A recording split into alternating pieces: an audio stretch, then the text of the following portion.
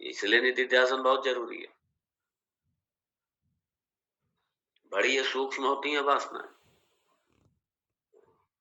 बड़ी सूक्ष्म है ये। हमारे सारे अभिमान, हमारे ये अंदर के राग द्वेष, ये सूक्ष्म स्तर के सारे निकल निकल के आते हैं। अहंकार ममकार निकल करके आता है, आसक्ति निकल करके आती है ये सब। और जब मन बिल्कुल,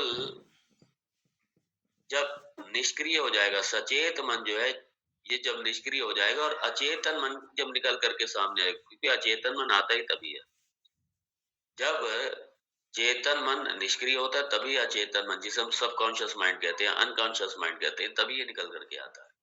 जब आप, अगर आपने इसका अनुभव करना है, आप ध्यान में बैठिए थोड़ी देर, चाहे आप सगुण ध्यान में ही बैठ जाइए, निधिध्यासन को छोड़िए, ऐसे सगुण ध्यान में बैठ जाइए, ये सब निकल करके आए।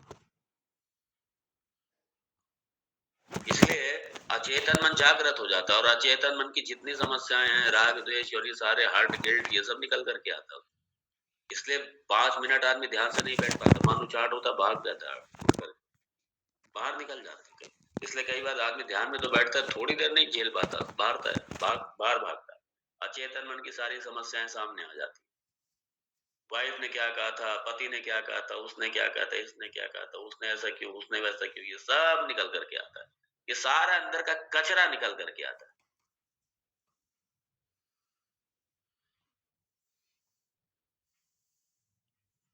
इसलिए ये निधिध्यासन, इस निधिध्यासन के समाधि रूप जो ब्रह्माभ्यास, ये निधिध्यासन जो है, समाधि अभ्यास रूप निधिध्यासन, इसमें ये सारा कचरा निकल करके आएगा।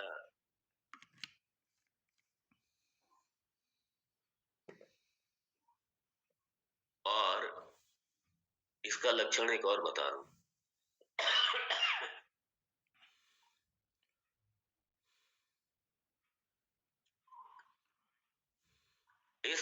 इसका लाभ क्या होगा? इस निधिध्यासन के बाद में, इस अभ्यास के बाद में, जो मन है आपका, वो मन आपका, आपके दास की तरह हो जाएगा। मन का अपना कोई एजेंडा ही नहीं होगा। मन को आप जिधर चाहेंगे उधर लगाएंगे। मन आपको नहीं लगाएगा, आप मन जिधर आप मन चाहेंगे वहां लगाएंगे। इसलिए जब ये अवस्था का अभ्यास हो जाता है, तो आदमी, जो साधक है, इस वेदांत साधना में लगे हुए हैं, तो जहां बैठेंगे वहीं ध्यान है, हर जगह उन्हें ध्यान लगाना नहीं पड़ता। जहां बैठे हैं वही मन, मन शांत, उनका मन उनके अधीन है, मन उनका, क्योंकि मन पूरी तरीके अब निर्मल हो चुका है, अंतःकरण निर्मल हो चुका है। जैसे ही वो बैठेंगे तुरंत मन लगेगा, जहां बैठे मन। और इसलिए ये जो मन है, ये मन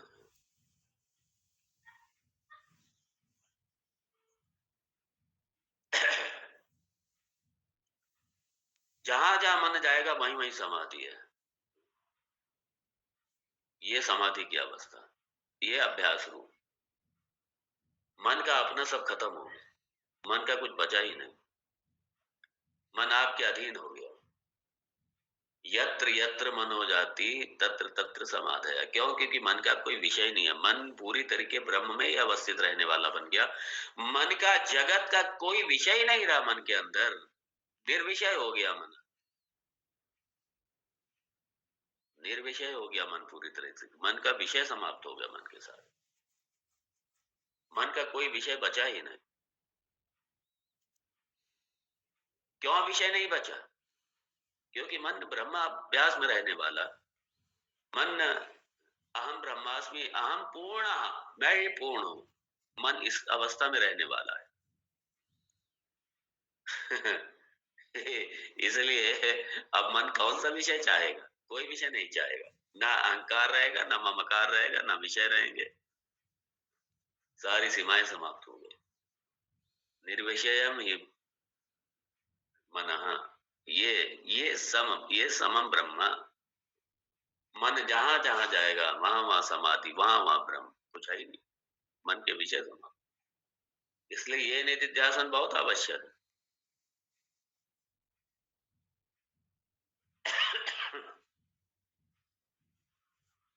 जब मैं चाहूंगा मैं अपने स्वरूप में बैठ जाऊंगा, अपने स्वरूप में बैठा रहूं। संसार में चलता फिरता भी अपने स्वरूप में रहूं। क्योंकि अहंकार ममकार को पूरी तरीके जीत लिया है ही नहीं, न अहंकार है न ममकार।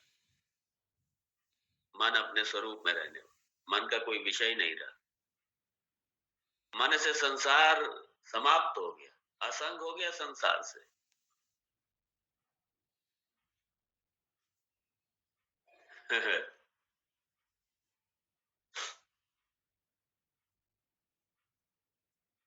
तो ये इसलिए ये वेदांत एकेडमिक नहीं है। ये जब मैंने इतने सारे उपनिषद मैंने पढ़ लिए सुन लिए, अब मेरा फलाना उपनिषद रह गया, ये रहे। वो जैसे कैरिकुलम होता है एकेडमिक में, ये नहीं है। वेदांत एकेडमिक नहीं है। वेदांत तो मुमुक्षुओं के लिए है, जिज्ञासुओं के लिए है। वेदांत उसके लिए है। और इस अवस्था तक पहुंचने के लिए वेदांत है।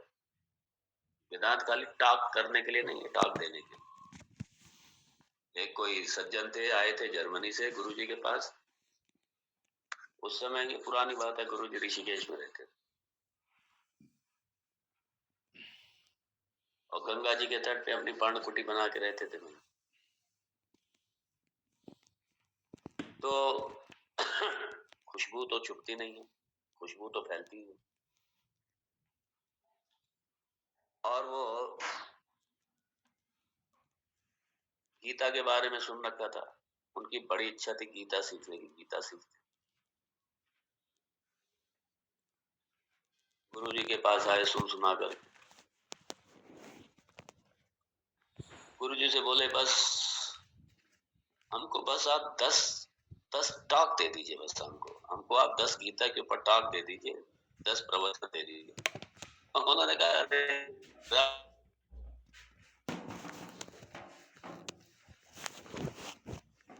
कि लंदन में कोई टॉक थी लंदन में गीता पे उन्हें टॉक दे दी। उसके लिए आए कि 10 अपना कोई अच्छे तरीके से 10 टॉक सीख लें और फिर बस अपना वहां पे जाके अपना गीता पे टॉक देता है। गीता को इसके लिए नहीं है, वेदांत इसके लिए नहीं है।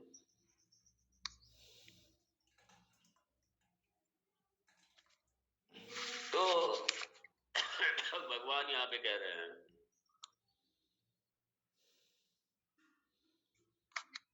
जब मन की ऐसी स्थिति आ जाए, यत्र यत्र मनोयाति तत्र तत्र समाधया, ये समाधि है वेदांत की। ये समाधि रूप निधिध्यासन है। ये समाधि रूप। और ऐसे में काहे की चिंता, काहे की फिक्र, चिंता काहे की? चिंता किसी विषय को लेकर के होती है। काहे की चिंता विषय नहीं है, काहे की चिंता होता है। मेरा तेरा ही खत्म हो गया, द्वैत ही खत्म हो गया, अब काहे की चिंता, काहे की फिक्र और काहे की चिंता। दूसरा कुछ बचा ही नहीं मेरे यहाँ, किसके बारे में सोचना। ये विमल अंतराशय, ये स्थिति है, ये निधिध्यासन से आएगा जाकर। इसलिए जब ऐसी स्थिति आने लगे, जब ऐसी स्थिति में हम रहने लग जाएं, वासांसि जीर्णानि यथा विहाय, जब ये मेरी दृष्टि हो जाए, मेरे इस तन के ऊपर भी मेरी यही दृष्टि हो जाए अरे ये जिस्म है, आया है चला जाए, कोई आसक्ति नहीं रहेगी, ना शरीर से आसक्ति रहेगी, ना मन से रहेगी, किसी से नहीं रहेगी। क्योंकि सही बात तो ये है कि मन की सत्ता ही समाप्त हो गई। मन की सत्ता समाप्त मतलब मन अलग से कोई है ही नहीं मेरे बिना, मन ही नहीं है मेरे बिना। मैं हूं तो मन है, मैं नहीं तो मन भी नहीं। मन मेरे मन का अधिष्ठान हूं, अंतःकरण का अधिष्ठान हूं। इसलिए अंतःकरण भी मेरे अनुसार चलेगा मेरे अनुसार अंतःकरण, मैं थोड़ी अंतःकरण के अनुसार चलूं। जब ऐसी स्थिति आ जाए तब है ये समाधि रूप निधिध्यासनम। ये जो हमने इसका अभ्यास किया था, इस निधिध्यासन का जब अभ्यास करते लंबे समय तक, और उसके बाद में जब पूरा पृथकीकरण हो जाए, विविक्त हो जाए, पृथक हो जाए, ये अहंकार ममकार नाम की चीज ही ना रहे, जब ऐसी अवस्था में मन पहुंच जाए, ये देह भी ऐसे लगे जैसे कपड़े की तरह, जैसे कपड़ा पहना है ऐसे ये देह भी पहनी हुई है, ये देह भी एक वस्त्र की तरह हो। वासांसि जीर्णानि यथा विहाय नवानि गृह्णाति नरोपराणि तथा शरीराणि विहाय जीर्णानि अन्यानि संयाति नवानि देहि। ये देह ये वस्त्र की तरह है, जैसे पुराने वस्त्र उतार करके नए वस्त्र पहन लेते हैं, ऐसे ही नया वस्त्र, मतलब ये देह गया, ये मृत्यु इस देह को ले गई, अब नया, ऐसे नया नया नया वस्त्र मिले। लेकिन यहाँ तो इससे आगे की स्थिति, यहाँ तो आगे देह ही नहीं मिलनी। देह क्यों नहीं मिलनी? क्योंकि हम अकर्ता हम अभोक्ता, कर्म भी सारे जल गए, सब कुछ हो गया।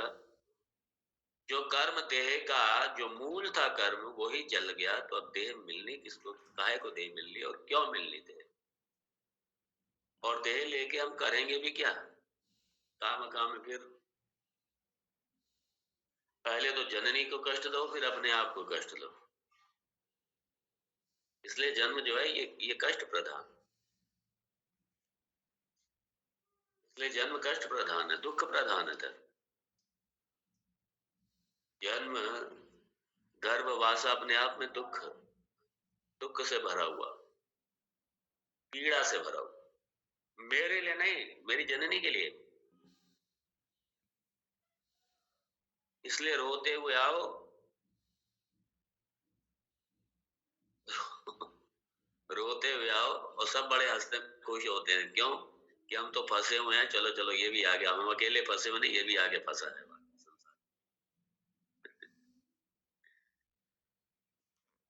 और सही बात तो ये, देह मिली सिर्फ ईश्वर की प्राप्ति के लिए, मुक्ति के लिए, कष्ट से सीमाओं से मुक्ति के लिए देह मिली, दुख से मुक्ति के लिए देह मिली है। देह का मतलब ही सिर्फ यही है। और यहाँ ये जो समाधि अभ्यास रूप निधिध्यासन, तो पहला श्रवणात् अभ्यास रूप निधिध्यासन, दूसरा ब्रह्माभ्यास रूप निधिध्यासन, और तीसरा समाधि अभ्यास रूप निधिध्यासन। यत्र यत्र मनो याति तत्र तत्र समाधया। मन रहा ही नहीं। मन अगर है, अब मन ये विमल मन हो गया, अंतःकरण विमल। ये मेरे व्यवहार कैल के लिए, मेरे ट्रांजैक्शन के लिए, जब तक ये उपाधि है, मेरा प्रारब्ध है, जब तक प्रारब्ध है ये उपाधि चलेगी, और उपाधि के बिना अंतःकरण के उपाधि नहीं चलेगी। तो इसलिए अंतःकरण भी है, उपाधि भी है, स्थूल शरीर दोनों है, लेकिन मैं इससे पृथक रहते हुए अपने प्रारब्ध के निमित्त, सिर्फ अपने प्रारब्ध के निमित्त अपना बाकी का समय काट रहा हूं, और ये मेरा सहयोगी साधन है। ये आयतनम है और ये साधनम है, ये बड़ा स्पष्ट है। इसलिए मन की जो प्रसुप्त वासनाएं थी, अंतःकरण की जो प्रसुप्त वासनाएं थी, वो भी इस निधिध्यासन में चल गई, वो भी निधिध्यासन में समाप्त हो गई। इसलिए अचेतन मन पूरी तरीके से शुद्ध हो गया। अचेतन मन में कोई वासना नहीं है, यही अचेतन मन की शुद्धि। जब आप निधिध्यासन में बैठे और ये अवस्था आ जाए कि अचेतन मन का कोई कहीं कोई समस्या ही ना आए, कहीं कोई वासना ही ना आए, कहीं कोई अहंकार ममकार ना आए, कहीं कोई हर्ट गिल्ट ना आए, जब ये ऐसी अवस्था आ जाए आपके निधिध्यासन में, तो समझ लीजिए विमल अंतराय सजा हुआ। तब अंतःकरण आपका निर्मल बनाया जाता है। वर्णांतकरण अभिनिर्मलिने अभिक्का है। इसलिए ये बहुत मैं पहले कह चुका हूँ, ये बहुत बड़ी वेदांतियों की गलतफ़हमी है। ये